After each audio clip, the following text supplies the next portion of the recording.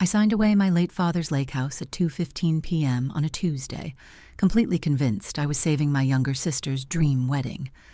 By 8 p.m. that same evening, I was standing in the pouring rain outside an upscale downtown steakhouse, watching through the glass as my husband of 7 years toasted with my sister's fiancé, holding hands under the dim lighting of a corner booth, while my mother sat right beside them, beaming like a proud matriarch who had just pulled off the heist of the century.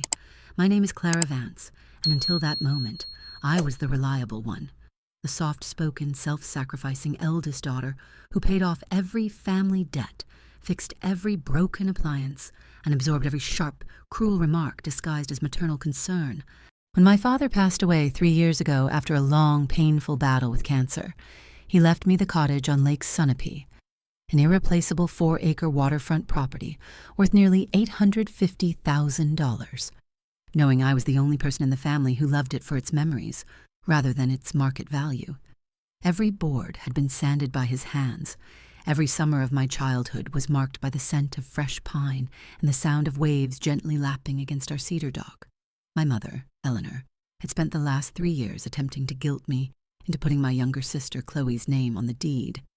She's young, Clara. She needs stability. You already have Julian in your comfortable corporate job. Julian, my husband, had been enthusiastically supportive of helping the family. He was an accountant with an eye for legal technicalities, a man who always smelled faintly of expensive coffee and mahogany cologne, a man I trusted implicitly with my heart and my life savings. When Chloe announced her engagement 6 months ago to Vance Sterling, a slick, impeccably dressed real estate developer who had waltzed into her life out of nowhere, Julian was the one who devised the financial arrangement. "Look at it logically, Clara," Julian had said 2 months ago, leaning over our quartz kitchen island with that earnest, reassuring smile I had loved for 7 years. Chloe's wedding budget at the Grandview Manor is spiraling out of control. Vance's capital is currently tied up in a commercial expansion project in downtown Boston. If you transfer the Sunapee house to Chloe now, as an advance on her future inheritance, Vance can leverage the property's equity to secure a low-interest bridge loan. They'll pay for the $120,000 wedding out of that loan, refinance the debt in 6 months, and pay you back $200,000 in cash while keeping the house in the family name. It's a win-win for everyone. I hesitated for weeks. That lake house was my father's sanctuary, the last physical connection I had to his memory. But the psychological pressure was relentless. Eleanor called me crying 3 times a week, accusing me of sabotaging my sister's happiness out of deep-seated bitterness. Chloe sent me frantic, manipulative text messages detailing her overwhelming panic attacks over venue deposits and catering contracts, and Julian, with his soft touch, calculated logic, and quiet late-night reassurances, walked me through the paperwork line by line. Yesterday afternoon, I gave in. I signed the quitclaim deed. I authorized the temporary equity transfer to Chloe and Vance's newly formed entity, Vance and Coadant Holdings, LLC. Furthermore, I drained my personal savings account, $45,000 I had painstakingly built over a decade as a senior operations manager, to cover the immediate cash escrow deposit for the Grandview Manor, believing I would be fully reimbursed the moment the equity line of credit was funded. I surrendered my security because I believed in family loyalty. The illusion didn't shatter with a gentle break. It collapsed like a decaying structure in a storm. I was supposed to be in Philadelphia attending a 3-day regional operations conference, but my flight had been grounded due to severe weather conditions along the Northeast Corridor. Wanting to surprise Julian, I took an Uber straight from Logan Airport to downtown Boston. My plan was to meet him at his accounting firm, but my phone's shared family location tracker showed his device at the Oak and Barrel, a subterranean, ultra-exclusive steakhouse, where dinner for 2 easily topped $600. Assuming he was closing a deal with a high-net-worth client, I walked inside to surprise him. I slipped past the hostess stand and moved behind the heavy velvet drapery that partitioned the main dining room from the VIP booths. That was where the horror began. Tucked into table 4, shrouded in warm amber ambient light, sat the people I loved most in the world. My husband, Julian, my sister's fiancé, Vance, my mother, Eleanor, and my sister, Chloe. They were sharing a bottle of vintage Cabernet, but it wasn't a festive family gathering. My breath seized in my lungs, and my chest constricted as I watched Vance reach across the polished mahogany table and place his hand firmly over Julian's. Julian didn't draw back. He turned his palm upward, intertwining his fingers with Vance's, stroking the back of Vance's knuckles with his thumb in a gesture so effortless, so tender, and so profoundly intimate that the breath was entirely crushed out of my lungs. I stood frozen behind a decorative marble column, my hands gripping my trench coat so tightly, my knuckles turned white. "To execution," Eleanor said, raising her crystal wine glass. Her voice carried clearly above the soft background jazz music. "The notary stamped the quitclaim deed at 3 o'clock sharp. The lake house belongs to the corporate entity now." "And the equity line?" Vance asked, his voice smooth, low, and completely devoid of the charming tone he used when speaking to my sister. He wasn't looking at Chloe, who was sitting beside him, carelessly checking her manicure. He was staring directly into my husband's eyes. "Fully approved," Julian replied, a dark, arrogant smirk spreading across his lips, a look I had never once seen on his face in 7 years of marriage. $750,000 pulled against the Sunapee property equity. It was wired into the offshore account in the Caymans at 4 p.m. Once the marriage certificate is signed and filed on Saturday afternoon, Clara won't have a single legal avenue to pursue. Under state law, property transferred voluntarily as an unconditional gift before divorce proceedings commence is classified as a non-marital asset that cannot be clawed back. Chloe finally set her phone down on the linen tablecloth and giggled. "Is she really sitting at the gate in Philadelphia right now? She didn't suspect a thing when you told her to wire her personal savings for my venue deposit?" "Clara believes whatever I tell her," Julian remarked casually, taking a slow sip of his wine. "Her entire psychological profile is built on guilt, duty, and an overwhelming need to keep peace. Tell her she's saving the family, and she'll hand you the keys to her soul without asking for a receipt." Eleanor patted Chloe's hand with maternal pride. "Don't feel guilty, darling. Your sister has always been insufferably self-righteous. She thought she was superior to us simply because your father singled her out in his will. Now she's funding your move to Miami, paying off Vance's business debts, and giving you the wedding you deserve. It's nothing short of poetic justice." Vance squeezed Julian's fingers again beneath the warm light of the candle. "And the remaining documents, Julian? Did you secure her authorization for the retirement fund?" "I'm having her sign the municipal tax exemption form tomorrow night when she gets back from her trip," Julian noted coldly. "She never reads the fine print when it comes to financial disclosures. She trusts me." I stood behind that column, my entire body shaking with a violent, freezing tremor. The blood roared in my ears like a rushing waterfall. My stomach churned with liquid fire.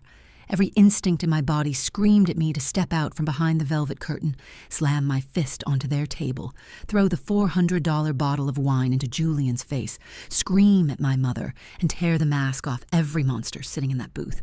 I wanted to cause a scene that would stop the restaurant in its tracks.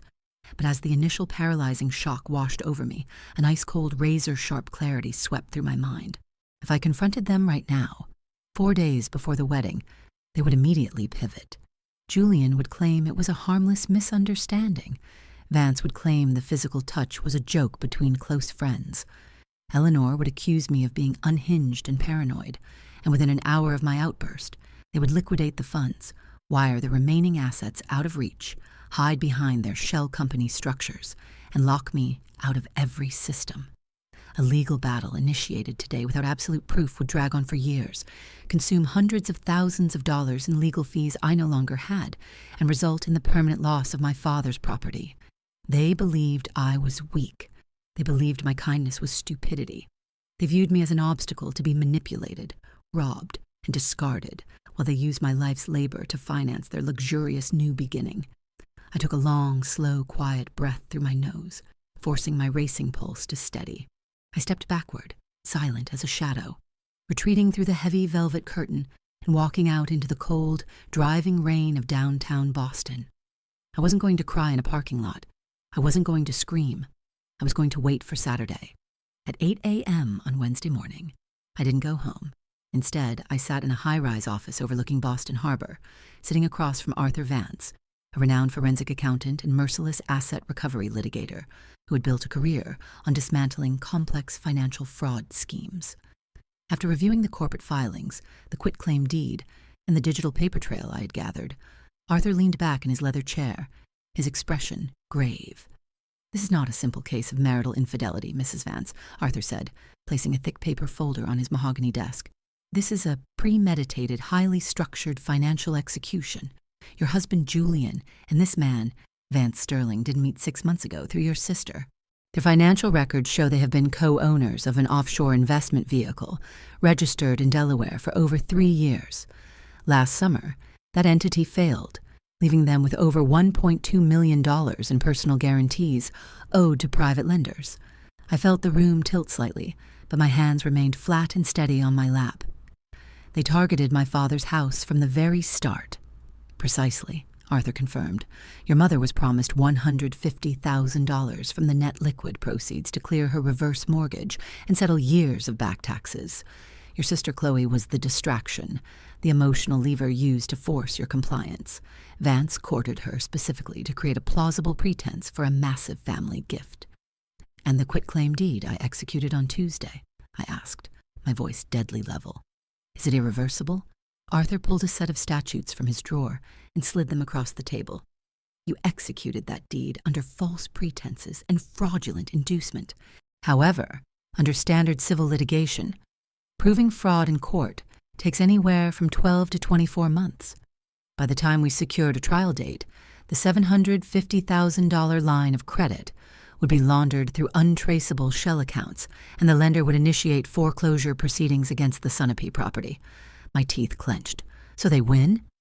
"Not even close," Arthur said, a grim, calculated smile appearing at the corners of his mouth. "Because they moved too quickly, they walked directly into a fatal legal trap of their own making." "What trap?" "Your father was a remarkably intelligent man," Arthur explained, pointing to a highlighted clause in my father's original trust document. "He placed the Sunapee property into a revocable living trust before his death, naming you as the sole trustee and primary beneficiary. Under Massachusetts property and trust law, any conveyance of real estate out of a trust by a trustee under emotional duress or misrepresentation carries a mandatory statutory 7-day recording hold before the deed can be permanently indexed at the Registry of Deeds." Arthur tapped the document with his pen. "Furthermore, Clause 14 of your father's trust explicitly dictates any transfer of real property executed by the trustee is subject to an absolute 10-day power of revocation if the transaction involves self-dealing, fraudulent concealment, or failure of material consideration. You signed that deed on Tuesday.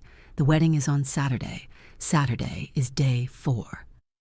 "The transfer is legally incomplete," I whispered, my heart surging with newfound adrenaline. "It gets significantly worse for them," Arthur continued. "When Julian attempted to log into your personal retirement portal yesterday morning using a forged digital signature to authorize a $100,000 withdrawal, he committed federal wire fraud under 18 U.S.C. Section 1343. We don't just revoke the deed, Clara.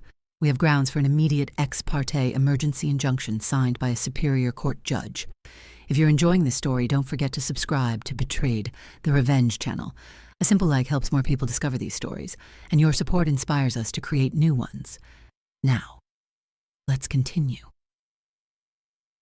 "What does that injunction allow us to do?" I asked Arthur.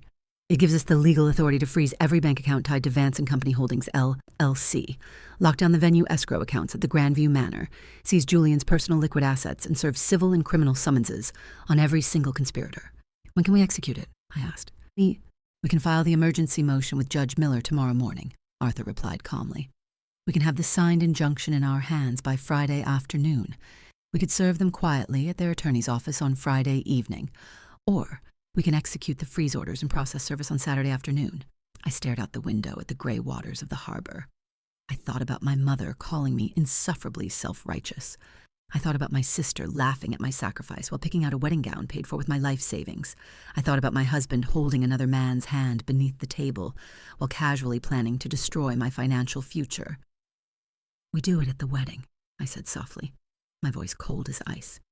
In front of every guest, every business associate, and every relative they invited to witness their triumph.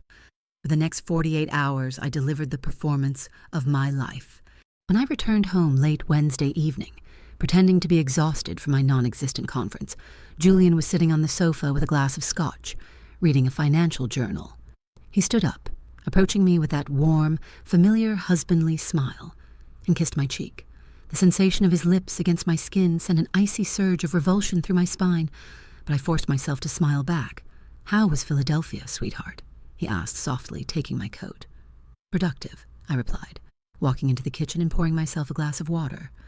"Very intensive seminars on asset protection and corporate liability. How are the wedding preparations coming along?" "Everything is falling into place beautifully," Julian said, following me and leaning against the counter. "Vance and Chloe are overwhelmed by your generosity, Clara. Truly." The event manager at the Grandview Manor confirmed that the final floral and catering arrangements are locked in. "You really saved your sister's life." "I did what any dutiful sister would do," I said, meeting his eyes without flinching. "Has the financing against the lake house gone through yet?" "Almost," Julian said smoothly, not a single trace of hesitation in his eyes. He reached into his leather briefcase on the kitchen table and extracted a single sheet of paper. "Actually, while you were away, our accountant mentioned we need one final signature on this document for the local municipal tax exemption. It just ensures you won't be hit with an unexpected gift tax next year." I took the paper. It was the full power of attorney authorization, the document that would grant Julian complete legal access to liquidate my private retirement portfolio and transfer my remaining assets into his control. "Of course," I said smoothly. I picked up a pen from the counter, leaned over, and signed a distinctly modified version of my signature, the specific invalidation signature I had registered with Arthur's legal team earlier that afternoon. Julian picked up the paper, examining the signature with an expression of quiet, ravenous victory. "Thank you, Clara. You have no idea what this means for our future." "Oh, I have a very precise idea, Julian," I said gently. "More than you could possibly imagine. On Thursday afternoon, I was forced to accompany my mother and sister to an exclusive bridal boutique on Newbury Street for Chloe's final dress fitting. Chloe was stepped up on a velvet pedestal, admiring herself in a $14,000 custom lace Vera Wang gown, a gown purchased using the credit card linked to the escrow account I had funded with my savings. "Look at her, Clara," my mother whispered, standing next to me with a crystal glass of complimentary champagne in her hand. "She looks like royalty. You know, when you married Julian, you insisted on that humble, boring backyard gathering. But Chloe was born for grandeur." "She certainly looks expensive," I remarked quietly, watching Chloe preen in front of the triple mirror. "You really shouldn't hold a grudge about the Sunapee house, Clara," Eleanor added, her tone dropping into that familiar, suffocating, passive-aggressive whisper. "You had your father's undivided attention throughout his final years. It's only natural that Chloe gets her fair share of his legacy now. Vance is planning to build a stunning 3-story modern architectural mansion on that lot once the old cottage is demolished." My blood ran cold. Demolished.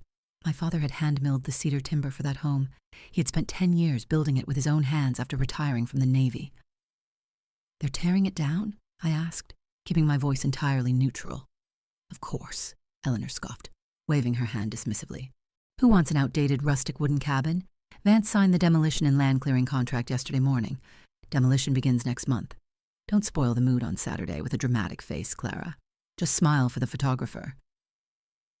"Don't worry, Mom," I said, taking a slow sip of my water. "I promise you, Saturday will be an occasion no one in this family will ever forget." Friday night brought the rehearsal dinner in the grand ballroom of the Grandview Manor. The setting was breathtaking. Soaring glass walls overlooking the dark crash of ocean waves, crystal chandeliers casting sparkling light over arrangements of white orchids that cost more than most people earned in a year. Vance stood at the head of the main table, tapping his crystal glass with a silver spoon to command the room's attention. "Everyone, if I could have your attention, please," Vance announced, his voice smooth, resonant, and filled with confidence. Beside him, Julian stood proudly in a tailored dark suit, adjusting his silk tie. "I want to propose a toast to my exquisite bride-to-be, Chloe, and to my incredible future family, especially my mother-in-law, Eleanor, and my brilliant brother-in-law, Julian, whose extraordinary financial guidance behind the scenes made this entire dream weekend possible. My name was never uttered. I was not acknowledged as the sister who surrendered her inheritance, nor as the person whose savings paid for the very food sitting on their plates. I sat at the far end of the long table, dressed in a simple black dress, calmly sipping my drink. My phone vibrated softly in my lap. It was an encrypted message from Arthur. Emergency injunction signed by Superior Court Judge Miller at 4:15 p.m. Lis pendens officially recorded against the Sunapee deed. Count freeze orders served on bank headquarters effective 8 a.m. tomorrow. 2 process servers and local law enforcement dispatched for 2:30 p.m. execution at the venue. Maintain your position. I looked up from my screen. Across the table, Julian caught my gaze and raised his wine glass to me. Flashing that warm, caring, husbandly smile, I lifted my glass of sparkling water, smiling back with absolute serenity. Drink up, Julian, I thought, because tomorrow you are going to swallow every drop of the poison you prepared for me. Saturday arrived under a brilliant cloudless sky over the Massachusetts coast. The ocean breeze was crisp, carrying the salt scent of the Atlantic across the manicured lawns of the Grandview Manor. By 1 p.m., the parking lot was packed with luxury sedans and sports cars. Nearly 200 guests, high society acquaintances, Vance's high-net-worth real estate investors, local political figures, and extended family members who had flown in from across the country, were arriving in formal attire, filling the grand estate with the hum of eager conversation. At 1:30 p.m., I was upstairs in the bridal suite, standing behind my sister Chloe as she adjusted her veil in the vanity mirror. The room smelled overwhelmingly of expensive lilies and perfume. "Clara, make sure my train doesn't drag on the carpet when I turn at the altar," Chloe ordered without looking at me, holding her breath while her makeup artist touched up her lipstick. "And make sure you sit in the second row on the left. Vance's executive partners and board members are taking the front row on the groom's side, and Mom insisted that the front row on our side be saved exclusively for her close country club friends. Second row." "Understood," I said calmly, smoothing out a crease in the lace of her train. Chloe turned around, her eyes sweeping over my navy blue silk dress with a mixture of pity and smug satisfaction. "And please, Clara, try to look happy in the photos today. Everyone knows how attached you are to Dad's old lake cabin, but looking resentful isn't going to change anything. Vance and I are building a legacy. You should be proud to be part of it, even if it's just in the background." I looked my sister in the eyes, a sister I had sheltered, funded, and protected for years. "I'm standing exactly where I belong today, Chloe. Don't worry about me." By 2 p.m., the Grand Chapel ballroom was completely full. Soft melodic notes from a live string quartet drifted through the cathedral-ceilinged room. Up at the altar, framed by thousands of dollars worth of white roses and suspended crystal tea lights, stood Vance Sterling in a bespoke tuxedo. Standing directly beside him as his best man, not as my husband, but as Vance's chosen right-hand man, was Julian. They stood side by side, projecting an aura of effortless success. Every few seconds, they exchanged brief, knowing side glances, glances that anyone else would mistake for nerves, but which I knew were silent congratulations on their grand theft. I sat in the second row, my hands folded neatly in my lap over my small leather handbag. Inside that bag was my phone, set to silent, displaying a live tracking notification from Arthur's team. At 2:15 p.m., the organ swelled, and the heavy double doors at the rear of the chapel swung open. Chloe stepped onto the cream-colored runner on the arm of our uncle, beaming brilliantly as dozens of guests held up their phones to capture her entrance. In the front row, Eleanor was dabbing her eyes with a monogrammed lace handkerchief, playing the weeping, joyful mother of the bride to perfection. Julian smiled proudly as Chloe reached the altar, stepping back to let Vance take her hand. It was a master class in domestic theater, a fairy tale wedding built on stolen equity, forged trust, and the deliberate destruction of my life. The officiant stepped forward, clearing his throat gently. "Dearly beloved, we are gathered here today in the presence of family and friends to unite Chloe and Vance in the sacred bond of holy matrimony." The ceremony proceeded with flawless precision. Love poems were recited, solemn vows of devotion were exchanged, and diamond bands were placed on fingers. If anyone here knows any reason why these two should not be joined in holy matrimony, the officiant intoned, his voice echoing under the high arches, "Let them speak now, or forever hold their peace." A heavy, expectant silence settled over the room for 2 seconds. I didn't say a word. I didn't stand up. I didn't cause a scene during the sacred vows. My retribution was not built on emotional outbursts. It was anchored in federal law and court orders. By the power vested in me by the Commonwealth of Massachusetts, I now pronounce you husband and wife, the officiant declared. "Vance, you may kiss your bride." The crowd erupted into enthusiastic applause. Vance pulled Chloe into a cinematic dip, kissing her deeply while guests cheered. Crystal glasses clinked in anticipation of the cocktail hour, and the string quartet struck up a triumphant recessional march. The newlyweds walked triumphantly back down the center aisle, beaming and waving. Immediately behind them followed Julian, escorting the maid of honor, his head held high. The entire wedding party headed directly toward the grand marble foyer, where waiters in crisp white coats were already waiting with trays of vintage champagne. The timing was poetic. As Vance, Chloe, Julian, and Eleanor assembled in the center of the grand foyer, encircled by all 200 guests pouring out of the chapel doors, 3 tall men in tailored dark suits stepped out from behind the mahogany staircase, directly blocking the main exit toward the ballroom. Vance slowed down, his brows furrowing as he adopted his most commanding corporate tone. "Excuse me, gentlemen. This is a private reception. Whatever you're selling, take it up with the estate manager." The lead man, an imposing senior process server with a black leather portfolio, stepped forward into the center of the rotunda. "Are you Vance Sterling?" "Yes, I am," Vance said, his voice sharpening with annoyance. "And who the hell are you?" "My name is Marcus Vance, official process server for the Superior Court of the Commonwealth of Massachusetts," the man announced in a loud, resonant baritone that bounced off the marble walls and instantly silenced the surrounding chatter of 200 guests. "I am serving you, along with Julian Vance, Eleanor Vance, and Vance and Company Holdings, LLC, with an emergency temporary restraining order, a notice of lis pendens, and a civil and criminal summons for federal wire fraud, grand larceny, and conspiracy." The music in the adjacent hall stopped instantly as the string quartet realized something was wrong. A suffocating dead silence fell over the massive room. "What is the meaning of this absurd disruption?" Eleanor shrieked, shoving her way through the bridal party, her face flushed dark crimson. "This is my daughter's wedding day. Security, remove these trespassers this instant." Julian stepped up beside Vance, his legal training making his posture rigid as his face drained of all color. "Listen to me very carefully," Julian said, his voice tight and trembling slightly. "I am an officer of the court and a senior financial advisor. Whatever administrative mix-up you think you are executing, you are violating private property laws. Leave now or I will have you disbarred." "There is no administrative mix-up, Julian," I said, stepping smoothly out from the front row of guests and walking into the open center of the marble foyer. Every head in the room snapped in my direction. "Clara?" Chloe gasped, her hand flying to her throat, her lace veil fluttering. "What are you doing? Have you completely lost your mind?" "I'm correcting a minor oversight, Chloe," I said, my voice cool, steady, and carrying effortlessly across the silent rotunda. "Specifically, the oversight where you, your husband, and my husband assumed you could steal my father's lake house, drain my retirement, and use my life savings to buy yourselves a high society life." "Clara, shut your mouth right now," Eleanor hissed, rushing forward with her hand raised to grab my shoulder. "You bitter, jealous little monster." "Touch me, Eleanor, and I will add physical assault to the civil suit," I warned, stepping back with ice in my tone. "You sold out your eldest daughter for $150,000 to pay off your credit cards and back taxes. You don't get to address me ever again." A wave of loud, shocked gasps rippled through the crowd. Extended family members turned to each other in horror.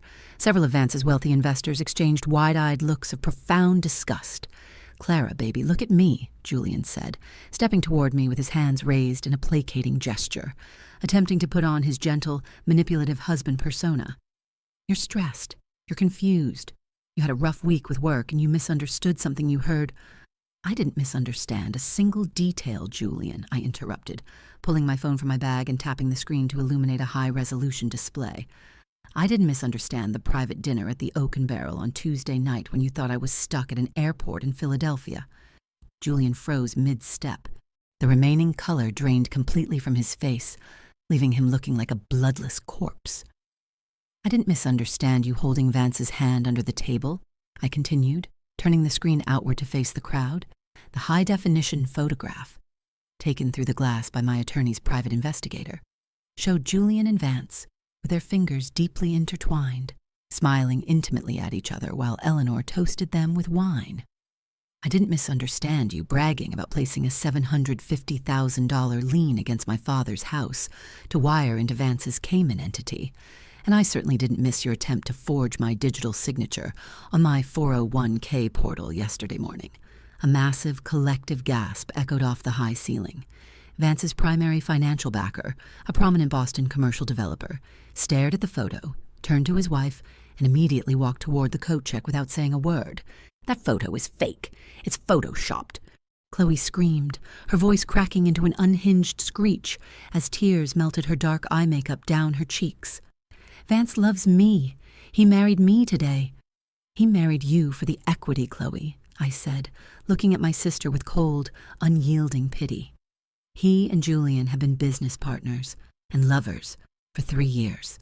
They used your vanity as the smokescreen to make a fraudulent real estate transfer look like an innocent family wedding gift. You lying, ruinous bitch, Vance roared, his face contorting into pure rage as he lunged directly toward me.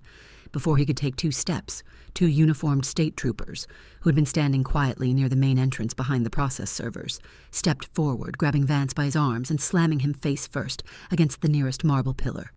Vance Sterling, Julian Vance, the lead trooper announced, pulling steel handcuffs from his utility belt. You are under arrest for federal wire fraud, conspiracy, and attempt to move frozen assets under federal warrant. You can't freeze my accounts, Vance screamed, his voice echoing wildly as steel clicked around his wrists. The venue is paid for. The wedding is already over. Actually, Vance, that's the grand finale, I said, taking 2 slow steps closer to them. The venue deposit was paid using $45,000 of my personal funds, obtained through fraud. As of 8 a.m. this morning, Judge Miller signed an emergency order freezing the Grandview Manor's escrow account. And because the venue management was formally served with notice that this event was financed through criminal proceeds, they have terminated your contract. At that exact second, the head general manager of the Grandview Manor stepped out from the main ballroom doors, accompanied by 4 heavy security guards. Ladies and gentlemen, the manager announced into a portable microphone, his voice crisp and uncompromising. Due to legal non-payment, fraud notifications, and active law enforcement action, this event is officially canceled. All guests are required to vacate the property immediately. Security will escort you to your vehicles. Panic, confusion, and humiliation erupted across the foyer. High society guests rushed toward the coat check, whispering furiously and avoiding eye contact with my family. Vance's business partners practically sprinted for the exit to avoid being linked to the scandal. My wedding, Chloe shrieked, collapsing onto the cold marble floor in her $14,000 gown, kicking her feet like a hysterical child while sobbing uncontrollably into her lace train. My wedding is ruined. Mom, do something. Stop them. Eleanor fell to her knees beside Chloe, her hair falling out of her elaborate updo. She glared at me with pure, unadulterated venom. You monster. You sociopath. You destroyed your own sister's life. You destroyed our entire family. No, Eleanor, I said softly, standing tall, my hands held resting calmly over my bag as the troopers snapped handcuffs around Julian's wrists. You destroyed this family 3 years ago when you decided my father's memory and my dignity were commodities to be traded for your comfort. You wanted Chloe to have a luxury life? Now the 2 of you can figure out how to pay off the $120,000 venue debt on your own. Julian looked back at me as he was yanked toward the double-glass doors by the trooper. His eyes were wide with terrifying panic, his suave demeanor entirely demolished.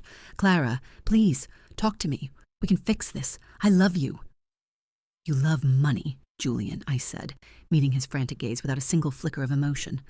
And my process server just handed your arresting officer my petition for divorce. I'll see you in court. 6 months later, I sat on the wooden cedar dock of my father's house on Lake Sunapee, holding a steaming cup of dark coffee as the early morning sun rose over the calm, glass-like water. The crisp autumn air rustled through the brilliant red and gold leaves of the surrounding maple trees, carrying the familiar, comforting scent of pine and fresh water. The legal battle had been swift, devastating, and absolute. Because of the emergency injunction and the ironclad trust provisions my father had established before his passing, the quitclaim deed was declared null and void ab initio from the beginning and struck permanently from the state registry. The Sunapee property was restored entirely to my name, fully protected under a new, irrevocable legal structure that no one could ever touch. The forensic audit conducted by Arthur's firm uncovered a dark web of shell companies, illegal offshore transfers, and systematic forgery. Julian was convicted on federal wire fraud and tax evasion charges, receiving a 4-year sentence in federal prison, alongside the mandatory revocation of his CPA license. He was forced to surrender all his liquid assets to reimburse my stolen $45,000 savings and cover my legal expenses. Vance Sterling's real estate empire disintegrated overnight. As news of his arrest and fraudulent operations hit the local business press, every investor withdrew their capital. Facing multiple criminal indictments and millions in debt to private lenders he could no longer pay off, he filed for Chapter 7 liquidation and currently awaits sentencing. Chloe, buried under mountains of debt from canceled vendors, unpaid dress designers, and legal fees, was forced to move back into my mother's modest home. To avoid bankruptcy, both she and Eleanor had to sell off their jewelry, cars, and designer wardrobes. They're now working long, exhausting retail shifts at a local department store just to make their monthly debt installments. Neither of them has tried to call me since that afternoon in the foyer. And for the first time in my entire life, the silence in my world feels like absolute freedom. I took a slow, deep sip of my coffee, feeling the gentle warmth of the morning sun against my face. For years, I believed that love meant sacrifice, that being the good daughter and the devoted wife meant absorbing every insult, carrying every burden, and allowing myself to be erased so that others could shine. I'd surrendered my boundaries, my money, and my peace just to buy the affection of people who only saw me as an asset to be harvested. But as I looked across the quiet lake that my father had handcrafted into a sanctuary, I knew the truth. Real strength isn't about how much abuse you can endure in silence. It is about having the courage to tear down the illusion, draw an unbreakable line, and reclaim the life that was always rightfully yours. I wasn't the quiet victim anymore. I was whole. I was free. Thanks for watching. Like, comment, and subscribe to Betrayed the Revenge channel. New video coming soon.